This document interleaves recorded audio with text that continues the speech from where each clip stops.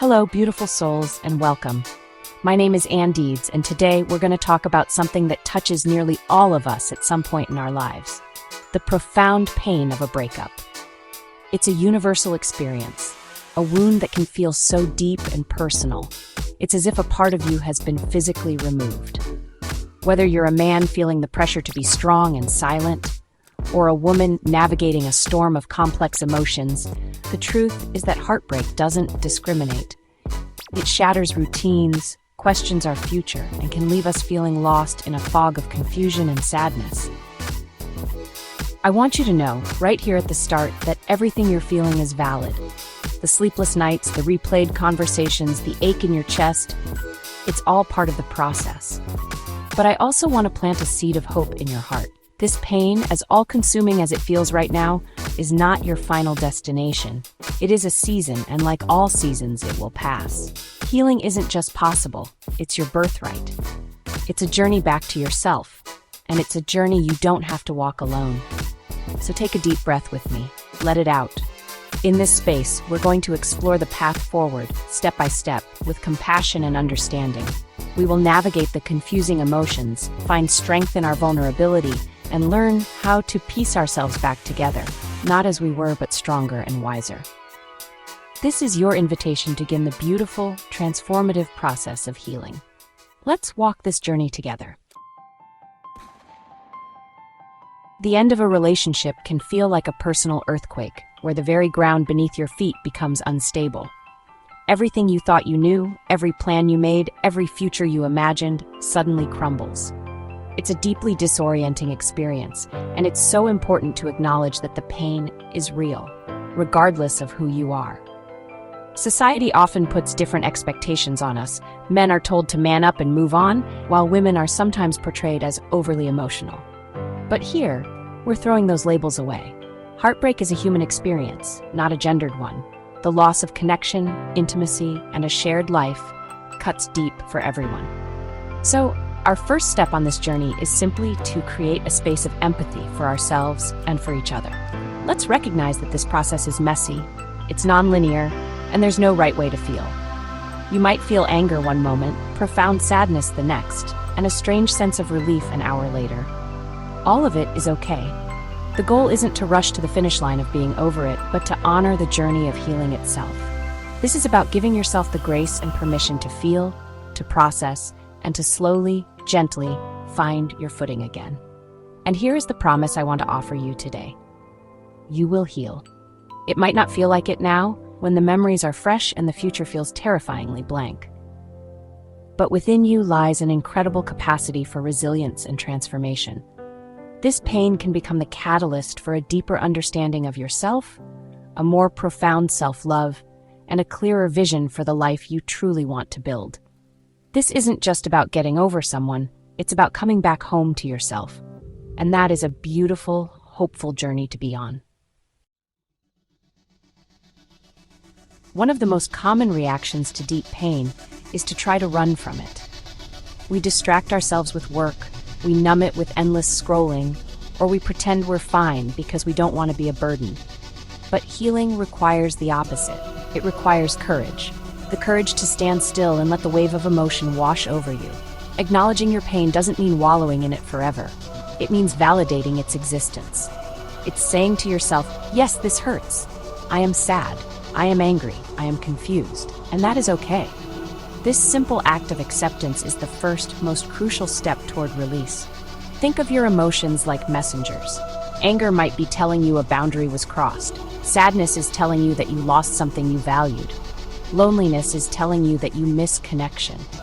If we ignore these messengers, they just knock louder.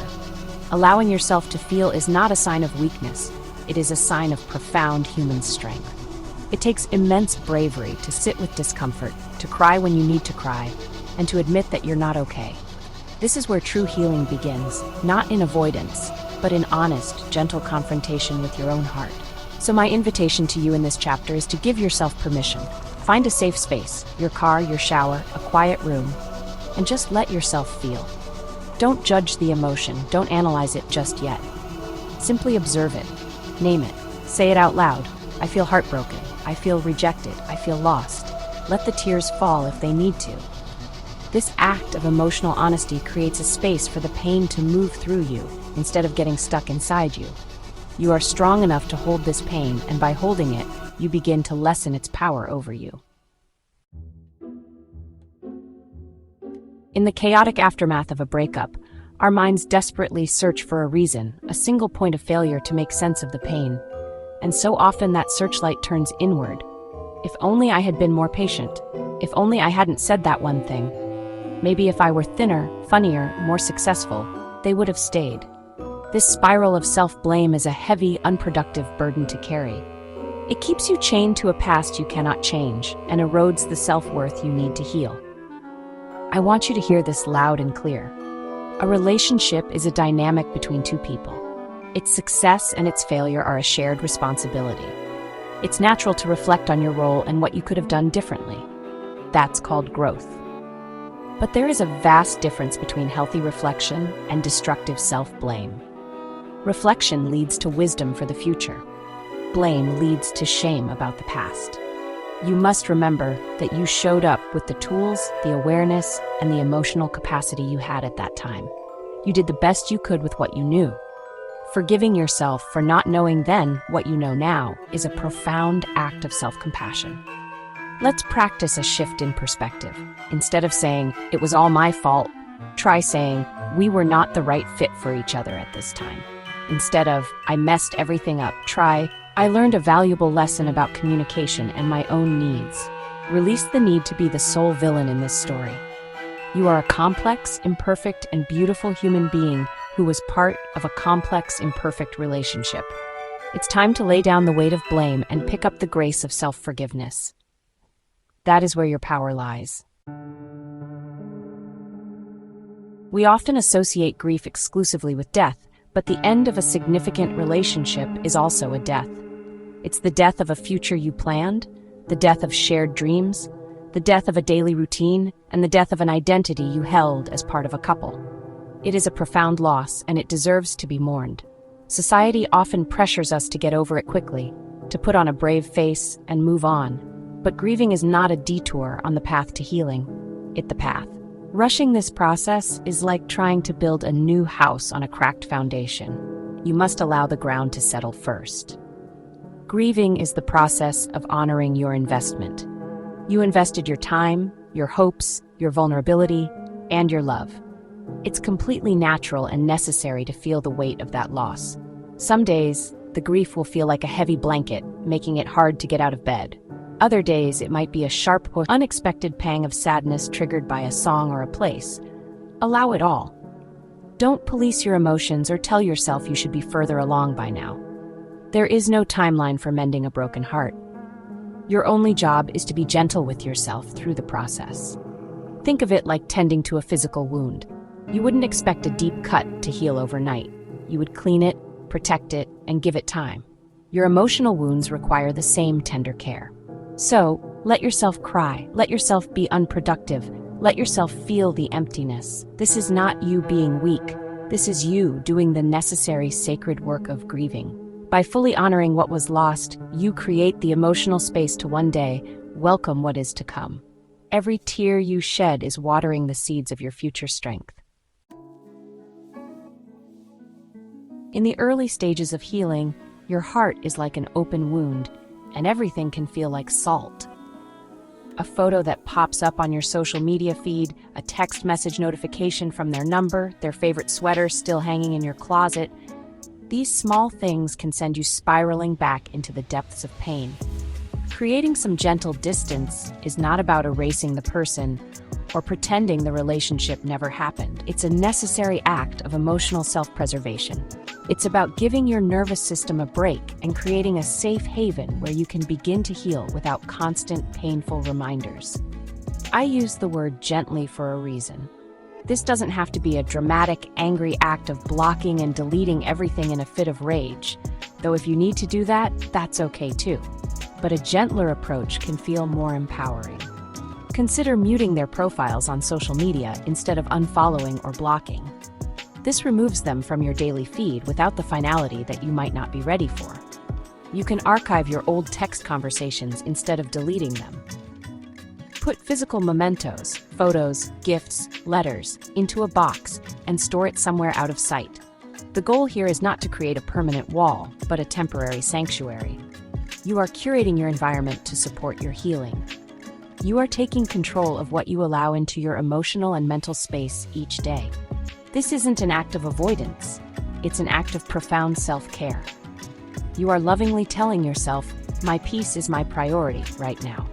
By reducing the daily triggers, you give your mind and heart the quiet space they need to begin processing the loss, rather than just reacting to it over and over again.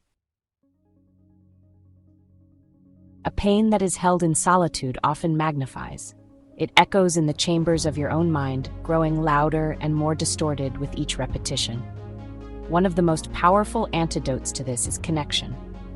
Sharing your story, your feelings, and your confusion with someone you trust can feel like opening a pressure valve. The simple act of being heard, of having your experience validated by another human being without judgment, can be incredibly healing. It reminds you that you are not crazy for feeling the way you do, and most importantly, that you are not alone in your struggle. A safe person is key. This is someone who will listen more than they advise, someone who can sit with you in your sadness without trying to fix it. It could be a lifelong friend, a compassionate family member, or a trained professional like a therapist or a counselor. The goal isn't necessarily to get answers, but to externalize the chaos that's swirling inside you. When you speak the words out loud, they often lose some of their power. The tangled knot of emotions begins to loosen when you can articulate it to someone who responds with empathy and care. If you don't feel you have someone to talk to, or if you're not ready to share, journaling is an equally powerful alternative. Think of your journal as your most trusted, non-judgmental confidant. Pour everything onto the page, the anger, the sadness, the ugly thoughts, the beautiful memories. Don't censor yourself. This unfiltered release can bring incredible clarity and relief. Whether you speak it or write it, the act of translating your internal pain into external words is a vital step in processing and moving through it. You deserve to be heard, even if the first person to truly listen is yourself. When you're reeling from the pain of a breakup, the idea of a new person can feel like a life raft. The attention, the validation, the distraction, it seems like the perfect instant cure for a broken heart. This is what we call a rebound relationship, and while it might offer temporary relief, it often does more harm than good in the long run. It's like putting a bandage on a wound that hasn't been cleaned. On the surface, it looks covered, but underneath, the infection is still there, and it will eventually fester. A rebound relationship prevents you from doing the essential work of healing. It allows you to bypass the difficult emotions of grief, loneliness, and self-reflection by focusing all your energy on someone new. You end up carrying the unresolved issues, the pain, and the baggage from your last relationship directly into the next one. This is not only unfair to the new person, who is unknowingly being used as an emotional crutch, but it's deeply unfair to yourself. You are denying yourself the opportunity to truly heal, to understand what went wrong, and to emerge as a whole, healthy individual. True healing happens in the space between relationships. It's in that quiet, sometimes uncomfortable solitude that you get to rediscover who you are without the influence of a partner. This is your time to sit with yourself, understand your own needs, and rebuild your sense of self-worth from the inside out. Rushing into a new connection is a search for external validation. The real goal is to find that validation within yourself. When you are whole and happy on your own, you can enter your next relationship from a place of strength and choice, not from a place of desperation and need. In a long-term relationship, it's natural for identities to merge. I slowly becomes we. Your hobbies, your social circles, your weekend plans, even your taste in movies can become intertwined with your partner's. When the relationship ends, it can feel like you've lost not just a person, but a part of yourself. You might look in the mirror and ask, who am I now? What do I even like to do? This moment of questioning, while unsettling, is also a beautiful opportunity, a chance to reconnect with the core of who you are, independent of anyone else. Think back to the person you were before the relationship. What did you love to do? What sparked your curiosity? Was it painting, hiking, playing an instrument, volunteering? Maybe there's a passion you put on the back burner because your partner wasn't interested or you simply didn't have the time. Now is the time to dust it off. Revisit old hobbies, reconnect with friends you may have lost touch with, listen to the music you love at full volume. This isn't about erasing the person you became in the relationship, but about integrating all parts of yourself into a new, more complete whole. This is a journey of rediscovery. Try something new that you've always been curious about: a dance class, a cooking course, a solo trip to a nearby town. The goal is to create new experiences and memories that are solely your own. Each time you do something that brings you joy, something that is just for you, you are rebuilding your sense of self. You are reminding yourself that your identity is not defined by your relationship status. You are a complete, fascinating, and whole person on your own. And it's time to get reacquainted with that amazing individual.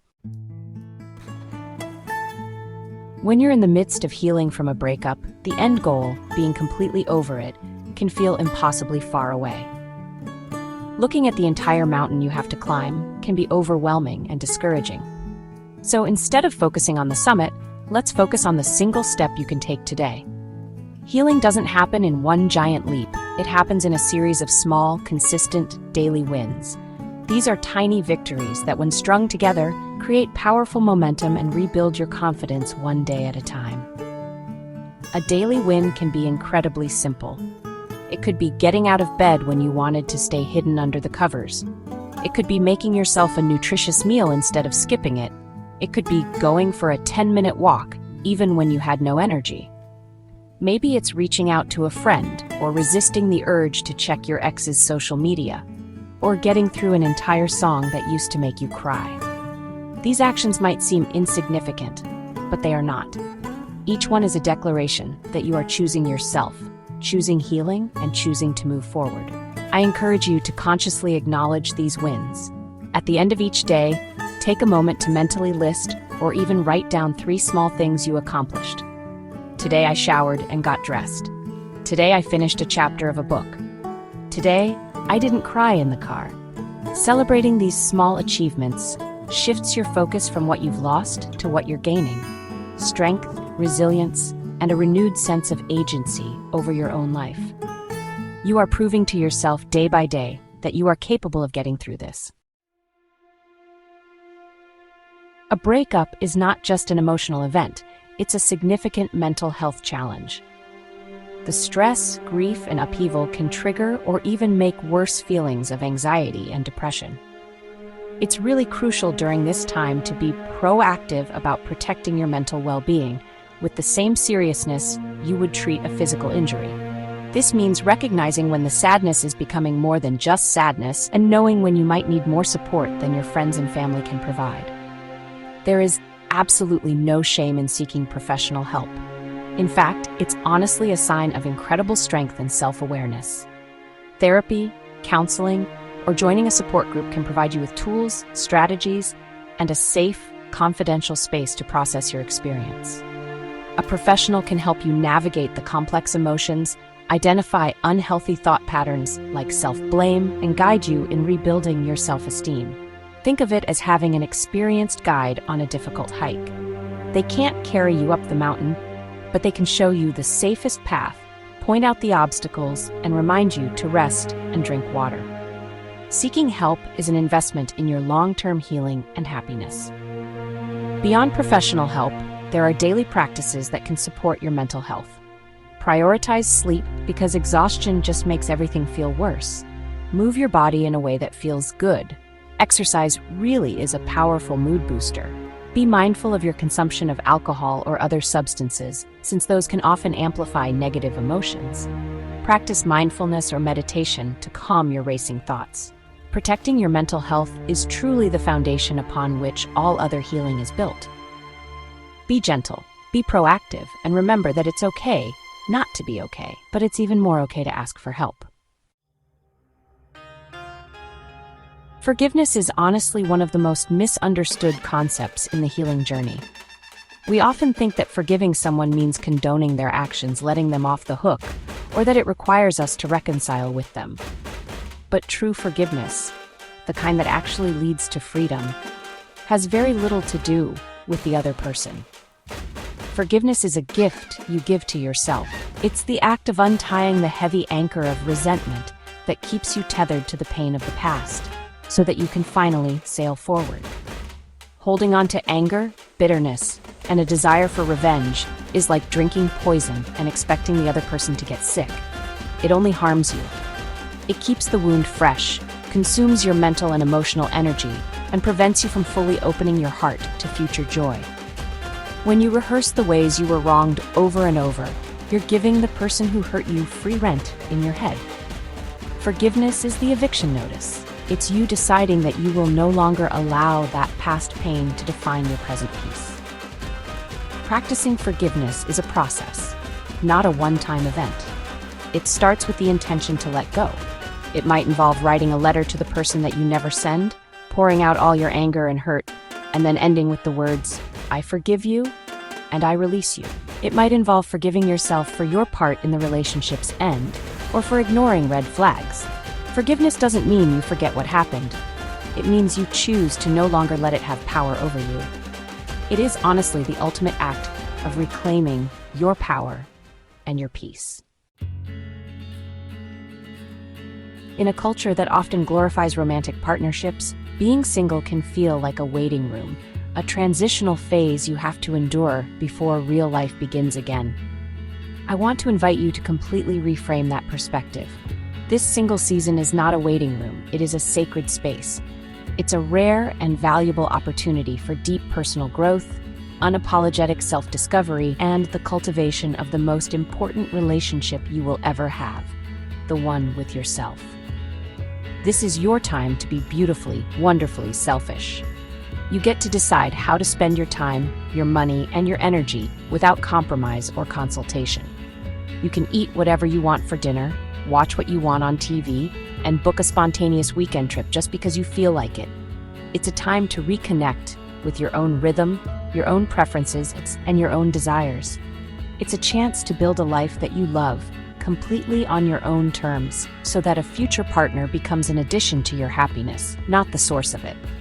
Embrace the freedom of this season. Date yourself. Take yourself out to a nice dinner or a movie. Buy yourself flowers. Learn to enjoy your own company and become your own best friend. When you learn to love and validate yourself, you become less dependent on external approval. This period of being single isn't about being lonely. It's about learning to be happily and wholly alone. This is the foundation that will allow you to build a healthier, more balanced, and more joyful relationship in the future, because you'll be entering it as a complete person. One of the most painful traps our minds set for us after a breakup is the endless, torturous loop of what-ifs. Like, what if I had just been more understanding that one night? Or, what if we had moved to a different city? What if I hadn't brought up that sensitive topic? This kind of mental time travel keeps you stuck in a fantasy world of alternate timelines where things worked out differently. It's honestly a form of self-inflicted pain, because it forces you to grieve the loss not just of what was, but of all the things that could have been. This what-if game is fueled by the illusion that you had complete control over the outcome. It ignores the thousands of other factors, choices, and feelings, both yours and your partner's, that led to the breakup. It's an exhausting and honestly fruitless exercise that prevents you from dealing with the one thing that is real, your present reality. Healing can only happen in the here and now. It cannot happen in the hypothetical past. Every moment you spend agonizing over what-ifs is a moment you're not investing in your own healing and your actual future. The antidote to what-if is acceptance. Now, this doesn't mean you have to like what happened. It just means you stop fighting it. You can practice this by gently redirecting your thoughts. When a what-if pops into your head, acknowledge it without judgment, and then consciously replace it with what is. For example, what if I had tried harder becomes, what is true is that the relationship is over, and what is next for me is to focus on my healing. This shift from the hypothetical past to the tangible present is a powerful act of reclaiming your mental energy and focusing it where it can make a real difference on you. Emotions are energy. Grief, anger, and sadness are incredibly potent forms of energy. Right now, that energy might feel destructive and overwhelming, like a wildfire raging inside you. But energy can be transformed. You have the power to take this raw, intense fuel of your pain and channel it into something constructive, something passionate, something that serves you. This is really the art of emotional alchemy, turning your deepest wounds into your greatest creations. Think about what you can pour this energy into. Have you always wanted to start a project, learn a new skill, or maybe get in the best physical shape of your life? Now is the time. Channel your anger into an intense workout at the gym. Channel your sadness into writing poetry, painting, or learning to play a soulful piece of music. Channel your feelings of loss into volunteering for a cause you care about, connecting with others, and finding a new sense of purpose. Use the energy that you once poured into the relationship and invest it back into yourself and your passions. This isn't about distraction or avoidance, it's about transformation. When you create something new from your pain, you are not just keeping busy, you are actively processing your emotions and giving them a new form. You are taking something that felt like an ending and turning it into a beginning. This creative output becomes a tangible symbol of your resilience. You'll be able to look back at the song you wrote, the marathon you ran, or the business you started, and see it not just as an accomplishment, but as a monument to your ability to turn heartbreak into beauty. In the depths of heartbreak, it's so easy to feel completely and utterly alone, as if you are the only person on earth who has ever felt this specific, gut-wrenching pain. The world seems to continue on as normal. People are laughing, couples are holding hands, and it can feel isolating, like you're behind a thick wall of glass, watching a life you're no longer a part of. I want to reach through that glass right now and tell you with absolute certainty that you are not alone. This experience, in all its painful variations, is a fundamental part of the human condition. Think of the billions of people who have come before you. Think of the songs, the poems, the books, and the films that have been created to try and capture this very feeling. They exist because countless others have walked this same path. Your friends, your family members, your colleagues, so many of them carry their own stories of heartbreak and healing. Right now, at this very moment, thousands, if not millions, of people around the world are feeling a pain that mirrors your own. There is a strange and powerful comfort in this shared humanity. Knowing you're not alone doesn't erase the pain, but it can lessen the burden of it. It removes the layer of isolation and reminds you that this is a survivable experience. Others have felt this and have gone on to find joy, peace, and new love again. And you will too. The love you had was real, but it doesn't have to be the last real love you'll ever experience. There is more love, better love, and a different kind of love waiting for you in your future. A love that is built on the wisdom you are gaining right now. There will be days. There will be days when all the advice in the world feels hollow. Days when you wake up and the first thing you feel is the crushing weight of their absence. Days when a random memory hits you so hard it knocks the wind out of you, and you think, I can't do this. I will never get over this. On these days, it can truly feel hopeless. The pain feels permanent, and the idea of a happy future seems like a cruel joke. I want to speak directly to you on one of those days. On the days when it feels hopeless, your only job is to survive the moment. Don't think about next week or next year. Just focus on the next hour, or even the next 5 minutes. What is one tiny thing you can do to be kind to yourself right now? Can you make a cup of tea? Can you step outside and feel the sun on your face for 60 seconds? Can you listen to one song that doesn't remind you of them? Can you just wrap yourself in a blanket and allow yourself to feel broken without judgment? The goal is not to feel better instantly, it's to endure. Please, hold on to this one truth, even if it's with the loosest of grips. Feelings are not facts. The feeling of hopelessness is real, but the fact is that healing is happening even when you can't feel it. It's like a seed growing underground. You can't see the progress, but deep beneath the surface, roots are forming and life is stirring. Your heart is slowly, invisibly mending itself. This intense pain will subside, it will become less frequent, less sharp. Happiness will return, not all at once, but in small, surprising moments at first, and then more and more. Hold on. This feeling is temporary. I want you to try an exercise with me. It might feel a little strange, but it can be incredibly powerful. I want you to close your eyes and imagine yourself 1 year from today, or maybe 2 years. Picture a version of you that is healed. They are not scarred, but stronger. They are not bitter, but wiser. They are smiling a genuine, peaceful smile. This future you has been through the fire you're in now, and they have emerged on the other side. They are proud of the person they have become. Now I want you to imagine what this future self would say to you right now, in your moment of pain. They would likely look at you with so much compassion and love. They might say, "I know it hurts so much right now, but I promise you, you are going to be okay.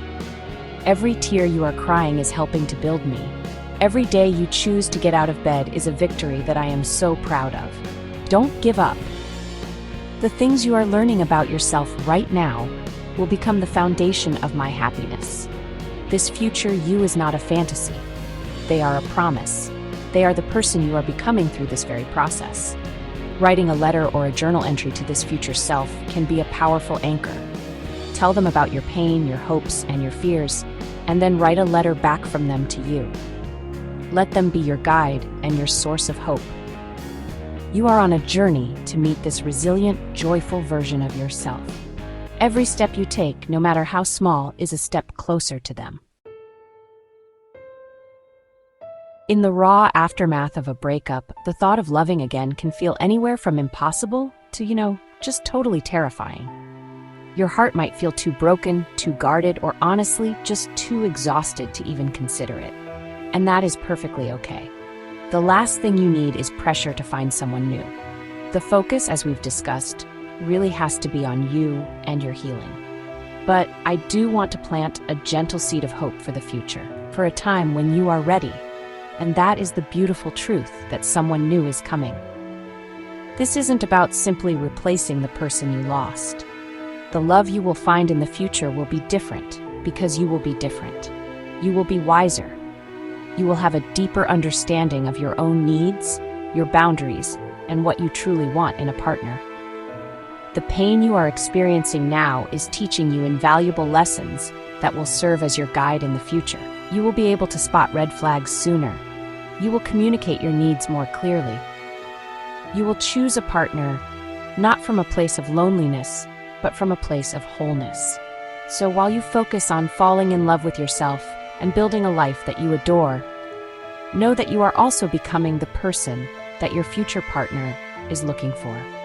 And somewhere out there, they are on their own journey, learning their own lessons and becoming the person you need them to be. Love will find you again, not because you desperately need it to be complete, but as a beautiful, wonderful addition to the complete and happy life you have built for yourself.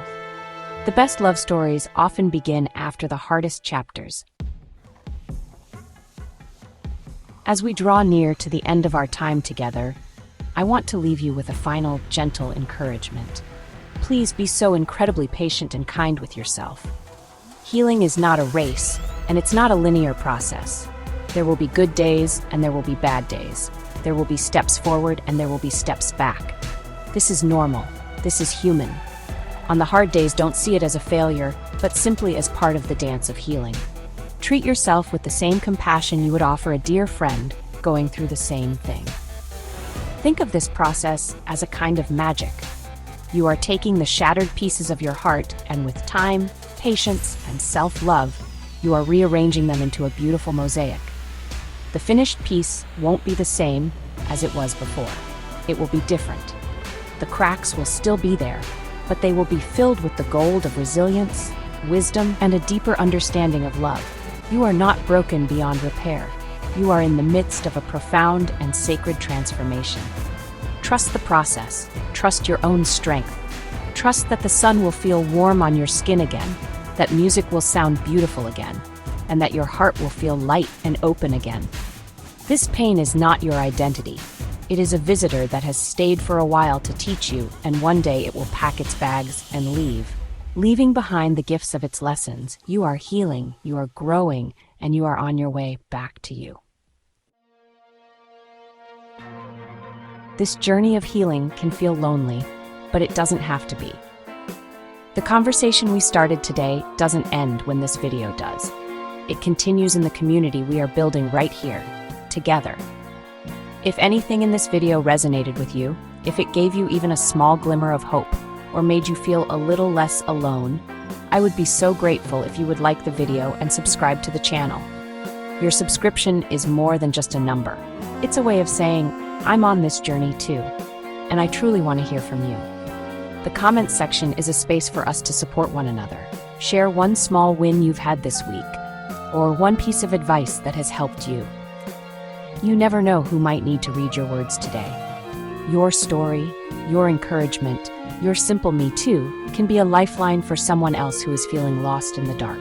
Let's create a wave of compassion and understanding for each other. Remember, by engaging with this community, you are reinforcing the most important message of all. You are not alone. There are people here who get it. There are people here who are rooting for you. We are walking this path side by side, even from a distance. Thank you for trusting me with your time and your heart today. Let's continue to support each other as we all move toward healing. Thank you so much for spending this time with me today. My deepest hope is that you leave this video feeling seen, understood, and with a renewed sense of hope in your heart. Remember, healing is a journey, not a destination. And every single step you take, no matter how small, is a victory. If this video helped you in any way, please consider liking, commenting with your own story or a word of encouragement for others, and subscribing to join our community. Your engagement helps us reach more people who need to hear this message. I want to leave you with this final thought. You are not alone on this path. We are a community of people who are learning to mend, to grow, and to love again. The pain you feel right now is real, but it is not forever. Be gentle with yourself, be patient with your heart, and trust in your own incredible resilience. We will get through this, and we will do it together. Lean on the support here whenever you need it. Know that you are worthy of love, you are capable of immense healing, and a beautiful future is waiting for you. Brighter days are ahead. Love and healing are already on their way to you, making their way through the fog to find you. Hold on, I'm sending you so much love and strength.